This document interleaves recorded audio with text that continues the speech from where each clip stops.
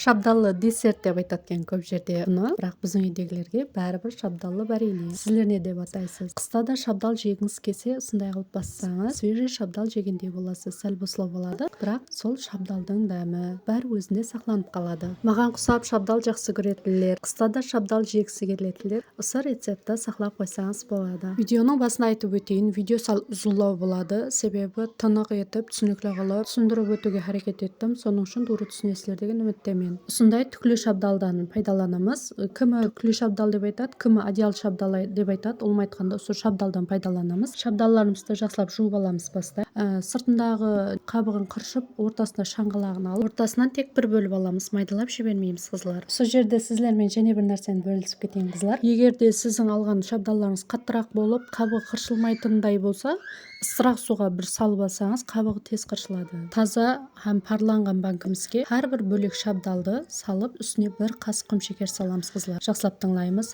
Ар бир бөлөк шабдалдын үстүнө бир касык кум шекер. Банкага салып атырган убакта шабдаллардын үстүнө катта басып жиберместен, астен салың. Мен самар табакка парлап истедим. Астына бөз төсөп, кийин банкалерди салып, жартысына шекем жылы суу куйдум. Кайнаган муздай эмес, жылы суу куйдум. Ошону манты казанга парлап истесеңиз да болот, кызлар. Листин үстүнө кадимгидей банканы коюп, парлап истейсиз. Суумуз тынык, толук кайнагандан кийин барып, ярым саат коясыз. Үстүнө және бир самар табак жаудум. Ярым сааттан кийин барып алып, көрүп турганыңыздай шабдалдын өзүнүн суу чыгып, суу тынык болуп турупту. Банкага эч кандай суу куймадым, шабдалдын өзүнүн соогу. Банканын ичиндеги басылып калган шабдаллардын үстүн толтуруп чыгабыз, кызлар.